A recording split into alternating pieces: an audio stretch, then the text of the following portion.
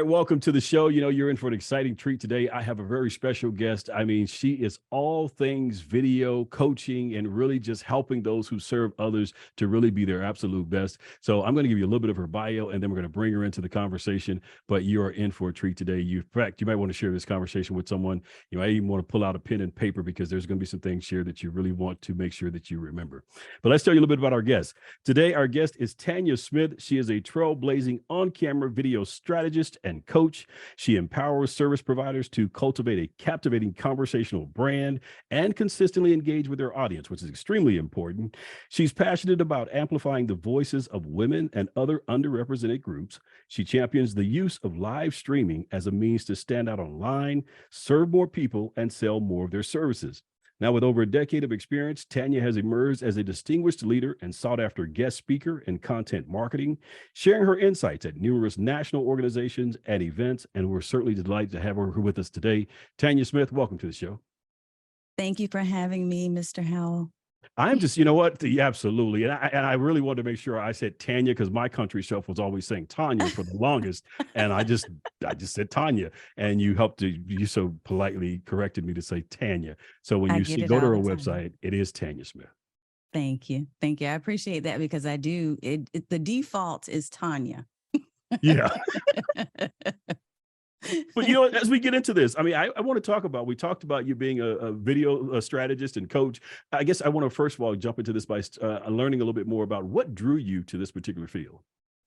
Oh goodness. It was opportunity. It was opportunity because I really was at a point in my career as a coach of making a decision about either leaving business altogether or continuing to be in the grind. I kept creating content. And honestly, I was more of an audio person. I had a podcast at some point, and I would do telesummits, but I did not want to be on film. I didn't want to be on camera or on anybody's video because there's always this, and I think for a lot of people, there's this fear of judgment. There's this fear that you're maybe being too transparent. I come from a generation where you try to keep things separate. Your life, and your business are separate. And so all those things kept coming up for me. But I made a decision at one point to either do something or leave it, like go or stop. Okay. And the go was, let me make an effort to use this thing they keep calling live stream marketing and see if live streaming is truly going to give me the boost of visibility that I need for my business. Yeah. And so I made a commitment to doing a live once a week for an entire year. And I said, if this doesn't work out and I have crickets, and I knew I would have crickets probably the first few months, maybe in the first 3 months, 6 months. But I needed to give myself that runway of a year to really see if I could make it work. And when I did, it just changed everything and it became a joy and not a chore.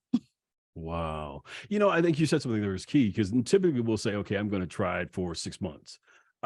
Rarely do we say I'm going to try it for a year because that's a commitment. What made you say that you want to do it for a year? As opposed to 6 months, or let's just try it for 3 months and see what happens. Yeah. I mean, I've been in the marketing world for a long time. So I've been in business for myself for over a decade and a half now. At the time that I started doing video, I've been in the business long enough to understand that for some, it takes longer. Right. Yeah. And for me, I knew my commitment level, the test would be that year.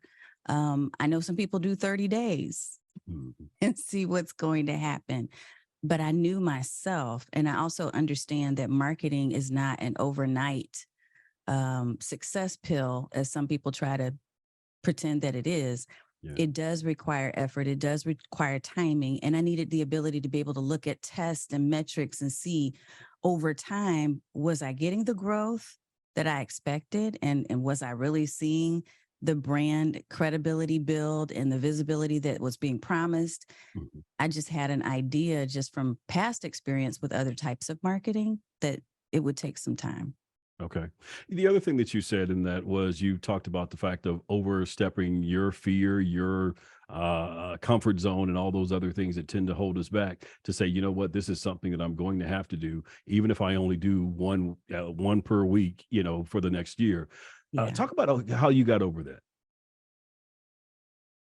Yeah, that was an interesting little beast in itself too, because I think when you make an effort to overcome your fear, you get tested.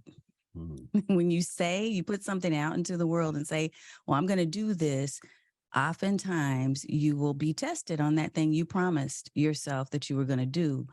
And so I did experience a couple of things. At first, it was just a matter of building that confidence muscle, showing up regularly and consistently. And first of all, figuring out what consistently meant, like what was a good day, what was a good time for me, not just what the stats were saying and what the articles were telling you. If you go on Monday at 9 a.m., I needed to have that perfect marriage of what I knew physically and from a calendaring standpoint, I could do, what was realistic, and when would people actually be able to view it? Like my audience that I intended, when were they showing up?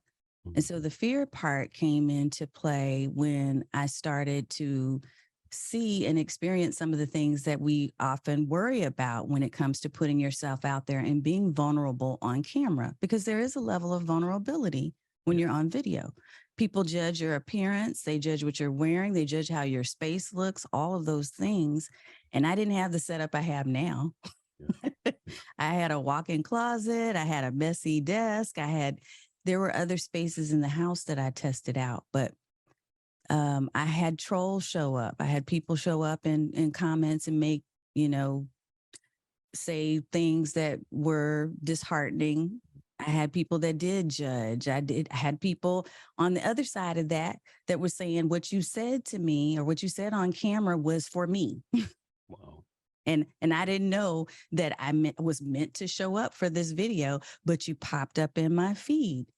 So I was seeing both sides of things. And honestly, the fear did hit me, Chris. At some point, it hit me bad because there was a woman that showed up during a time when I was really just having, we were going through some personal challenges. My husband was going through chemo after being diagnosed with colon cancer. And sometimes you experience the things that your spouse experiences. And Absolutely. while he was going through that process, I was losing my own hair and I was having skin problems and there were all these things that were happening. And I was still trying to do this live stream thing. And this woman popped up in the comments and said, if I were to look up the definition of unprofessional, your face would be next to it, because I Mm. had shaved my hair very low, knowing that it was coming out in these patches. I thought, I don't want to deal with it. And so I allowed it to be cut super low. And she made this comment after that happened. And at first I thought that I was okay. Mm. And then over a period of a few weeks, I started wearing wigs. Mm. And then that went into months. And then at some point, I snapped out of it and went, wait a minute, why did I take on her baggage? Wow. Why did I take that on to myself when I was comfortable? I am comfortable in who I am. And that honestly fueled me. So pushing past that, suffering through some of the challenges that I expected would come, Mhm. being more aware of myself and who I am and what I'm meant to do, hearing the feedback from people who were experiencing positive transformation because of what I made the effort to share. All of that combined, it made for a lot of personal growth. And I think Wow. when you push through fear, it's natural that you're going to grow from that. Yeah, yeah. I mean, it definitely sounds like you've grown, man. I mean, it was more than just pushing through fear. I mean, like you said, you're pushing through your personal challenges and things is going on there. So, I mean, man, you consider yourself to be a very disciplined person? Yes. Okay. Okay. Yeah, I almost had to ask that because one would think that you are, because again, when you talk about live video, again, I guess the point to make here is this is live video. This is not pre-recorded. This is not where you can just choose a day to record it. When you committed to that day to go live, and you have to go live regardless of how things may be going in your life, and you still Hmm. push through that to show up for the people. That shows that you definitely are a disciplined person and one who's committed to doing what it is you say you're going to do. Wow. So now, can you share maybe a success story? You talked about some of the folks saying they received what they received from it. Is there one that stands out most that you think of a person who came into your coaching sessions and now they were reluctant to do it and now they're off and running and having great success? Oh yeah, there's several. There's one that stands out for me in particular. Somebody who I think she knew she had the inner strength, but she was looking for a way to really turn that into something that would be on purpose. Because what she was doing is she was popping up on the video still. She was doing it sporadically, just whenever she kind of felt like it, because she felt like she had a word that was in here that needed to come out. But it was not structured. It was, let me just get on my phone and see what happens. And some people would come and then they would go. And it really was not providing her any type of results because she had not mapped out what she wanted that to look like. I mean, you kind of have to know what success looks like in order for you to know it when you see it. Right. Right. And so when she came to me, it wasn't because she was afraid to be on camera, like so many people often are. It was because she felt that she had a message that needed to be shared on video, and she wanted more of a system. She wanted to be more consistent. She saw me grow and saw the power of showing up regularly with an intention and with relevant content that was intended for a specific audience. And so we worked together on her strategy over the course of about 60 days. Okay. And man, after that, she just took off. And she was using video more strategically. It wasn't, let me just pop up because I feel like talking today. It was, I have a message for you, and this is what it's about. And here's how it's going to benefit you. So meet me here Yeah. at Yeah. this date and time. And then that became more easily repurposed afterwards. That became something she could convert the effort and the time that she put into creating that piece of content, that 30-minute talk, then could become other forms of social media posts and image quotes and podcast snippets and all of those things, because now she was on purpose. As I hear you describe that and unpack that, it reminds me of a quote from Les Brown that says, never tell a story without making a point, never make a point without telling a story. So your whole thing about, don't just do a video for the sake of doing a video. Let's do a video with a, intended purpose to Yes. do it. So talk a little bit about that though, because you talk about content development. And I think that's one of the things that maybe hold a lot of people back, particularly again, you're talking about live video. I think I want to stress the Yeah. importance of that, because if you're pre-recording it, you may have an idea where you want to go with it. So you jump Mhm. out there. If it doesn't go well, okay, you scrap it. You never post it. But if you're actually live, you have to be very intentional on where you're going to go with this. So I believe you should. Yeah. I think so. say it louder for the people in the back. So talk about that. How do you, and what I guess as short as you can, I guess, how do you put together content to ensure that you're always going to have something when you say it's Wednesday, you're going to show up every Wednesday. How do I ensure that I'm going to have something every Wednesday? So there's a couple of things there that you mentioned, because I don't want to put it in such a way that people walk away thinking, well, if I haven't planned it, then I don't get on camera, because I think that there are going to be moments. There are moments for me when I scrap my whole script and decide, you know what, instead of talking about this today, this is the focus. This is something that's caught my attention. This has been a common conversation taking place this week, and it needs to be addressed in the lens, with the lens of my expertise. Okay. So I feel like there's still a way for you to have some impromptu content, but at the same time have a game plan so that you're connecting what you're talking about back to your business strategy. And I think that's where people fall, is they see video as just this thing itself, but it should be a part of, it should be a vehicle to carry the message that your business is already, offering. Yeah. A quick way, I'm just going to give a quick hitter tip on this one, is if to come up with a library of content is to decide first, what is your mastery? Like, what is your thing that you are the expert at? What's the theme of all the things you really want to talk about? And where people get tripped up is that they feel like, hey, I'm a master of all these things, so I'm going to throw it all at them, which makes it hard for the Yeah. social platforms, including YouTube, which is really a search engine platform, to figure out where to place you. Like, Mhm. we don't know who to put you in front of, because today you're talking about cats, and yesterday you were talking about food, and Mhm. tomorrow you're talking about travel, and now the next day you're talking about business. What is it that is your expertise, and where do we categorize you? Yeah. So Wow. once you have that mastery, that idea of what your expertise is and where you're going to really hone in for your video content, one simple way is really to come up with content pillars. These are Mhm. buckets of content that relate back to that main theme. And I'll give an example.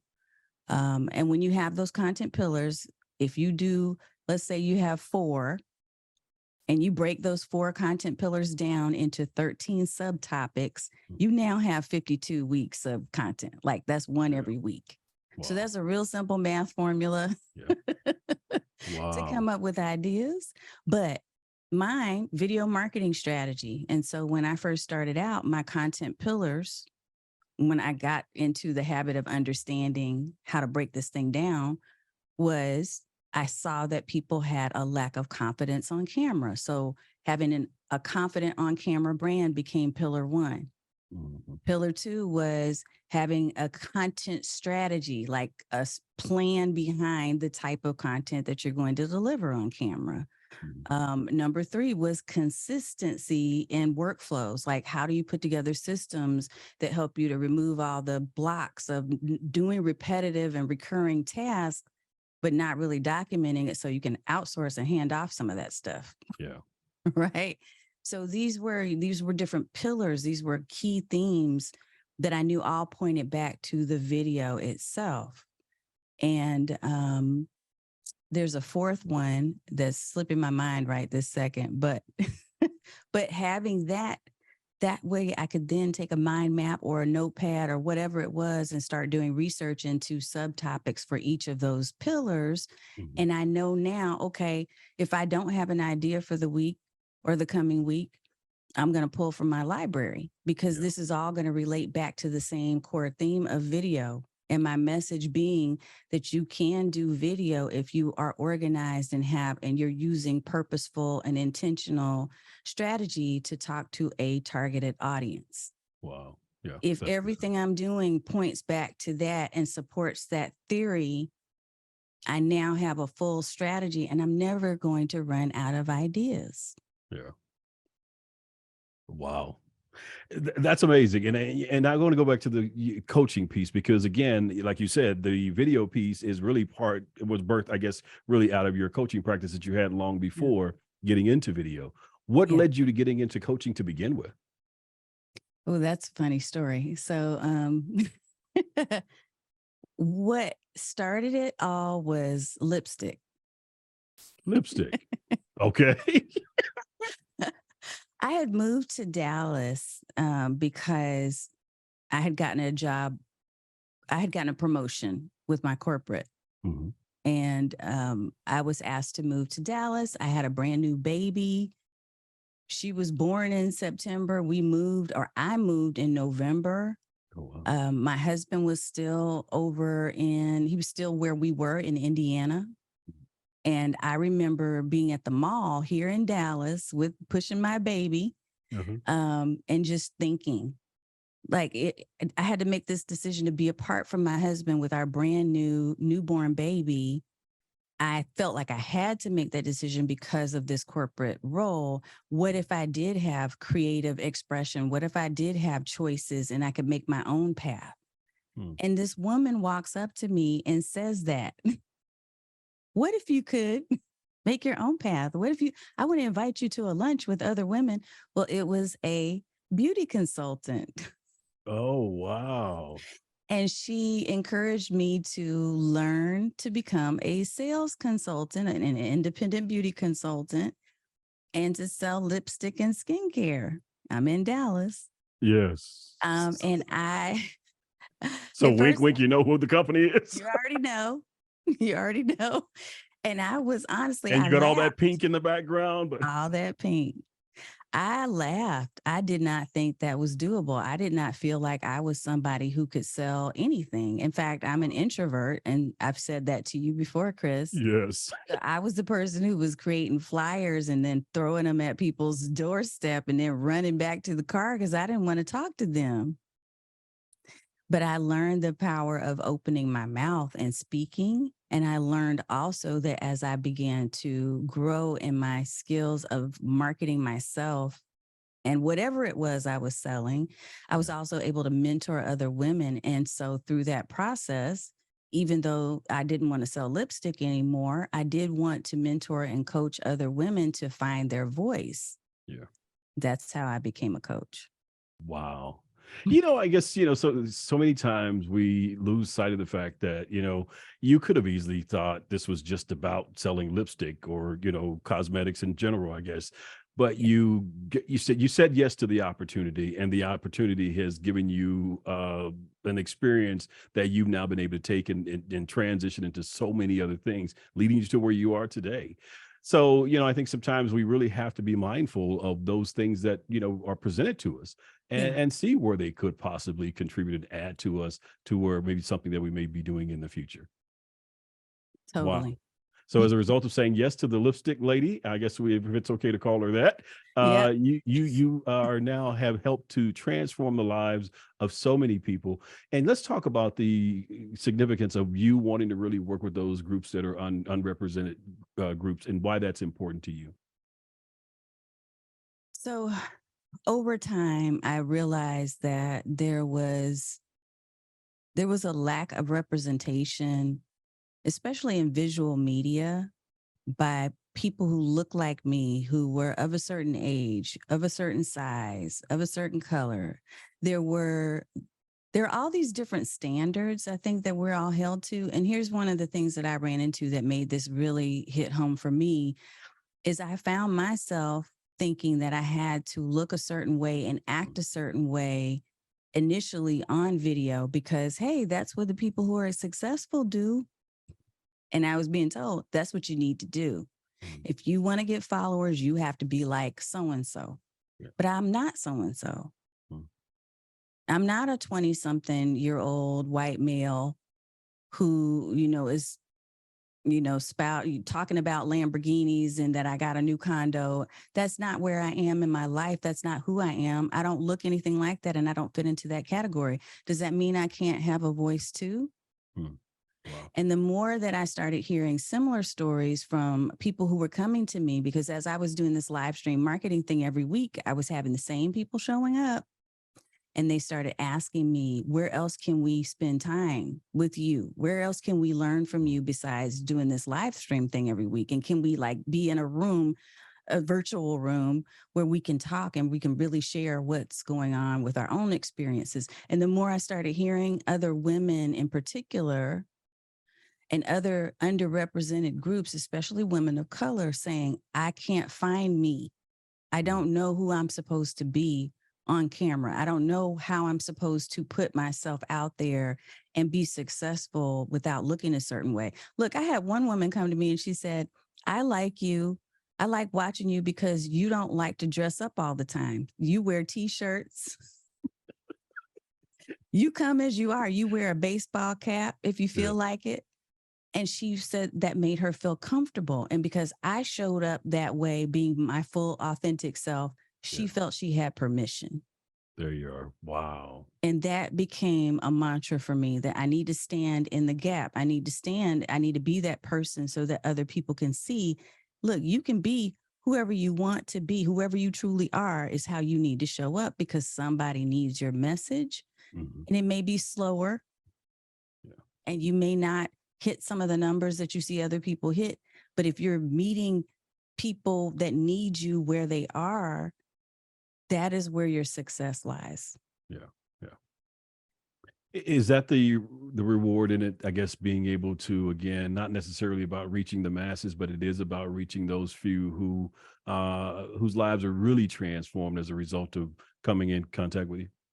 That is what's rewarding to me. I've been in a situation where I had a massive email list, but I was not joyful about what I was doing. I felt like I was robotic and not really in control of my business. And as a business owner, that's part of the ideal situation, is that you truly are creating something that's yours and that you feel good about. And so I've been in that space where I made maybe a few more dollars, but I was not happy with it. And I knew it wouldn't last. I knew that I would burn out. Yeah. I'm now in a space where I still make dollars, but I'm also doing it on my own terms. And I'm doing it in a way that I know that I can fiercely defend the people and protect the people who have trusted me to facilitate community and conversation for them. Yeah. I love I it. I feel love it. confident about that. I feel okay with that. And it's something that can take me into the next 5, 10 years, 20 years, however long I'm going to be doing this. I haven't set myself a boundary for that. Mhm. Yeah, because we know if you do, you're going to stick with it. So, Probably. Me being the disciplined person that I am, yes. right. But look, You know, speaking of that discipline thing though, uh-huh. Chris, look, there are people who are not as disciplined that come to me as well. And the thing is, what we're able to create for them is a structure that feels right for them. Yeah. So it doesn't have to be exactly like I do it.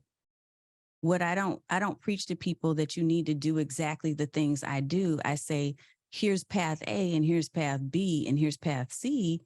You figure out which one you want to follow that feels right and feels best for you. Uh-huh. And here's the potential that you can create in each of those spaces. Wow, it's a beautiful thing. So that leads me really to my next question in terms of systems. Of Mhm. course, I had the opportunity to be on your podcast. And of course, when you sent out the information to sign up and to be a guest, I mean, it was a very smooth process. I mean, it was just, you click this, you click that, it's done. And then we talked about and just marveled at how you have all of these things in place to where you don't have to have 2 and 3 people going back and forth via email to try to get something scheduled. Yeah. Talk about that aspect of it and why that is the key. I guess in terms of whatever business we're doing today, most of us are going to need those type of systems in place. I think that we are in a state, the current place that we are in right now as a society, we have so much access to technology. We have so much access to being able to automate things that before we did manually have to do.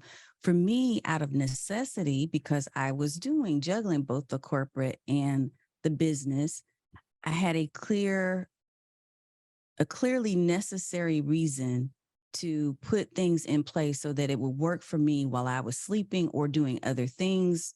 So if I was on the job, I didn't want to confuse the two. Yeah. So accessing certain technology. So the thing for me as far as systems is, if there's a repetitive thing that I have to do every time I want to get to this end result, I've got to do these steps. And I know I've got to do step A through E every single time. That's a system. That's something that could easily just be, I could apply technology and automation to that and let it work for me. And so in setting up, for instance, this process or the podcast process for me, it was critical that I didn't waste time going back and forth like we sometimes do in email, phone calls, all those things, because every bit of my time is mapped out, including my rest. Wow. I had to put that on the calendar. Like, you need to rest. You need to get a massage. You need to have your nails and your pedicure done. Like, you even include that. Even your nap time. You have a nap in there Dude, and it's only a 20-minute nap, not 21 look, minutes. I told my kids, they were marveling. One of my nieces was marveling at the fact that I can do a high energy nap. Like, I told her, when I feel like I'm low energy, because I've tracked that. I use different tools to track, like, when is she high energy and when is she low energy? And I started doing that because of video. Wow. Because I know that it multiplies. The way that you're feeling is multiplied on camera, the way that you're showing up, right? So at first I was doing these low energy videos and I could feel it. And I'm like, this is coming off bad and less people are showing up or they're dropping off. what is a better time for me to have higher energy to get this thing pulled off? Yeah. Right. There you But are. it became a thing. And so from a system standpoint, I knew that life happens. I knew that there are going to be times when I just don't even feel like getting on email back and forth, or Mhm. there are going to be times when I want to make it easy for the person on the other end Yeah. to be able to do business with me. And so putting in place the forms and then making sure those forms led to another step and that led to that other step, that A through E. I Mhm. sat down and I documented, what does that look like? And what's the experience I want to create for the person on the other end? How do I make this easy for them Yeah. and easy for me? And if I can create those wins through the process of using automation and tech, I'm all over that. Yeah. And that's avoiding, that doesn't preclude you from going and outsourcing and hiring team members, right? But it does help you manage your budget. Yeah. And it helps when you do go to hire, you now know what you're hiring for, Yep, and what that process even looks like to be able to help to explain to them what you expect of them. that's right. Yeah, you don't want to hire someone now you're trying to figure it out after you've hired them, Which I've done or too. yeah, or expecting them to figure it out Right. Right. It's so because you much can't easier. explain what it is you really want them to do. That's right. Yeah.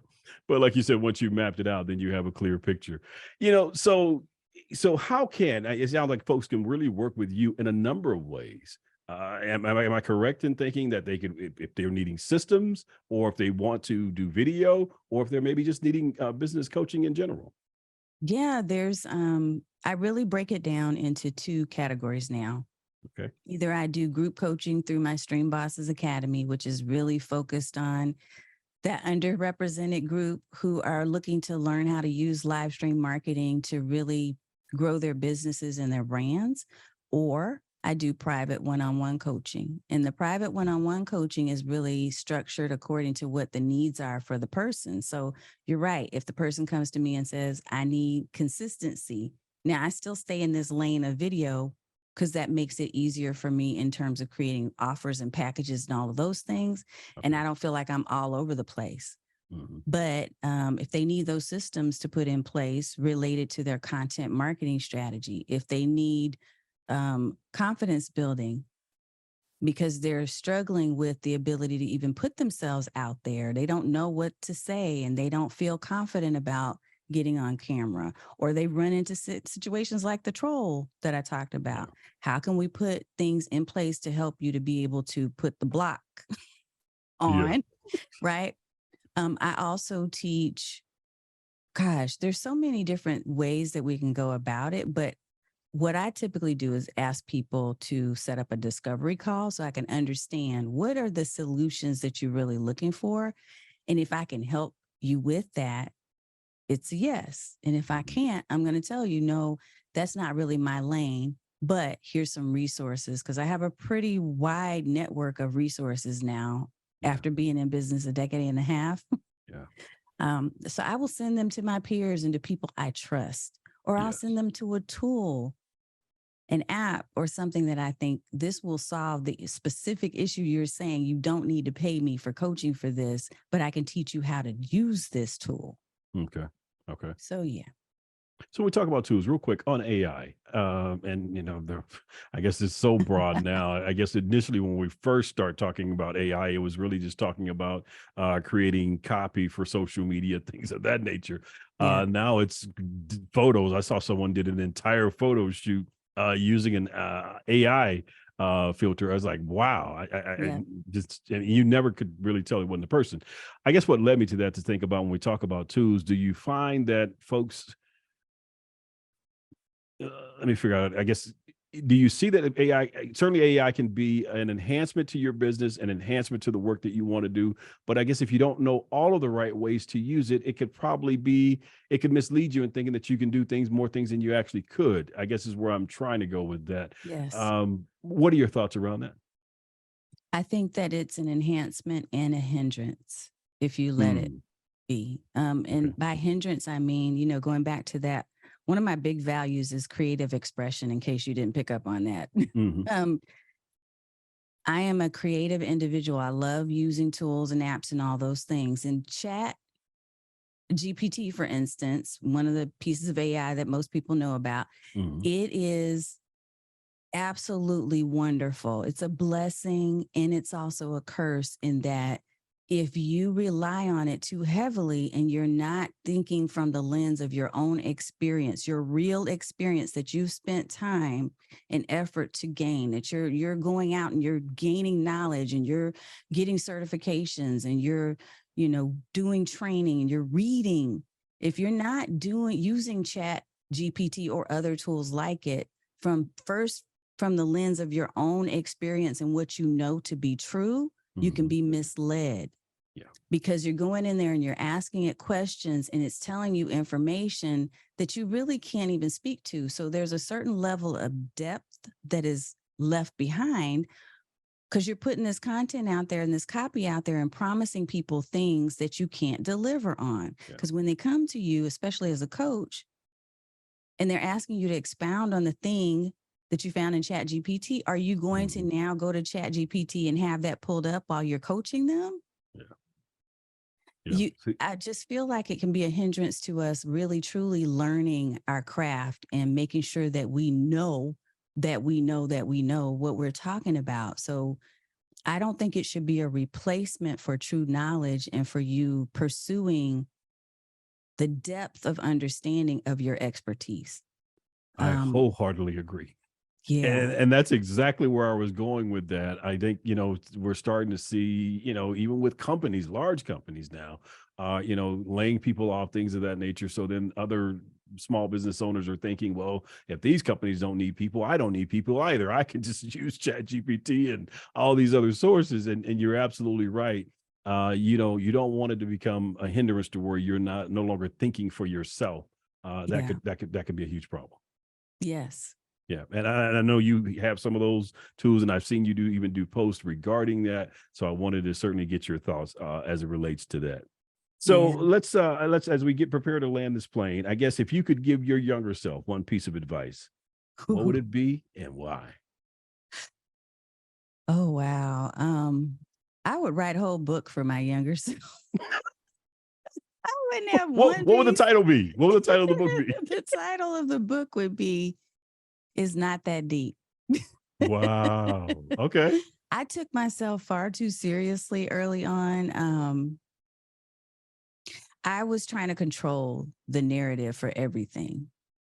I was trying to make things happen for my Mm, business. I was trying to mimic the things that I saw other people do. And I didn't realize that that's really not the gift of being an entrepreneur. Being an entrepreneur, yes, you can be mentored and you can surround yourself with people who know more than you, and you should.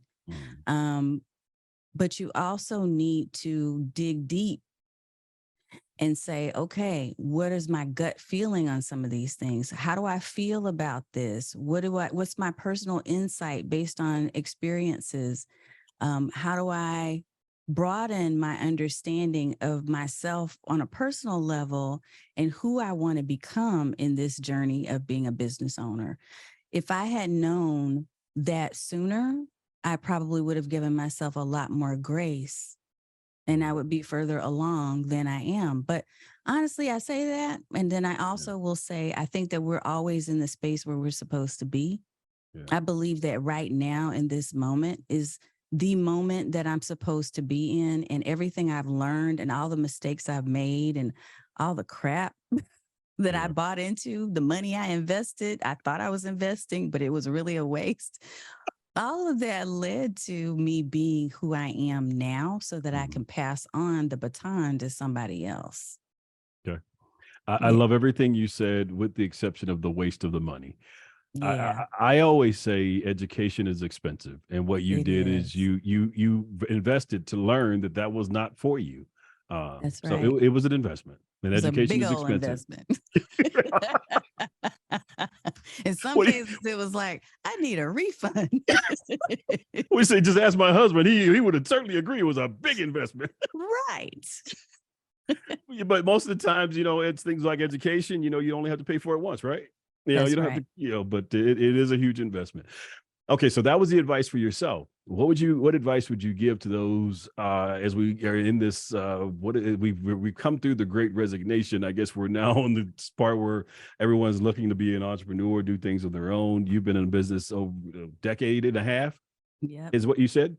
Yes. What advice would you give to those who are maybe looking to go into aspiring to go into business for themselves? To give themselves permission to recognize if it's not for them.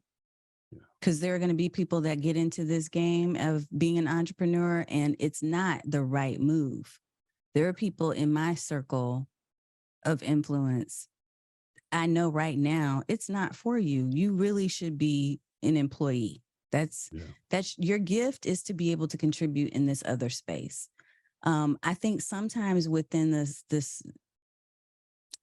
our culture of being business owners, there's this thing where we tend to tell people, you should never have a job. Nobody should have you should make your own way and everybody should be an entrepreneur. But I don't buy into that. I think No. that you get to create your own path. And some of us are just not built for this. It's a long haul.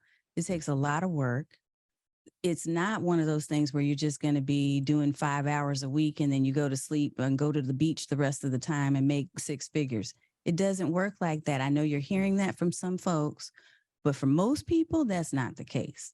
So I would say experiment, try on a few things, try on some outfits, try on some niches. If the thing you're doing right now is not really making you happy, you just feel like you have to do it, that's probably not your thing. And if this isn't, then find a job. It's okay. The people that are telling you you shouldn't go find one, they're not paying your bills, they're not sustaining your family. So be okay with that and give yourself permission to explore and to choose the path that's right for you. Yeah. Man, I love it. I love it. You're absolutely right. I mean, it's one of those things where again, I've looked time and time again at people and think, you know what, you would be better off going to get a job because, it can be very lonely. It can be very Yeah. challenging. And you're right. I was on the beach recently and I was emailing and working the whole time. So I saw that's some of how your you can pictures. afford to go to be on the I know. beach, just because you're working and the That's work right. doesn't stop. That's right. So Calls still coming in, the emails. Yes. So no, but Tanya Smith, thank you so much for just sharing your expertise and just, man, I mean, you're certainly, would you prefer that folks continue to follow the work that you're doing? Oh goodness. I'll give 2 sites. One is my getnoticedwithvideo.com site. That's my main website where you'll find information about programs and what we do. You can find a quiz there to find out whether or not you're ready for live video.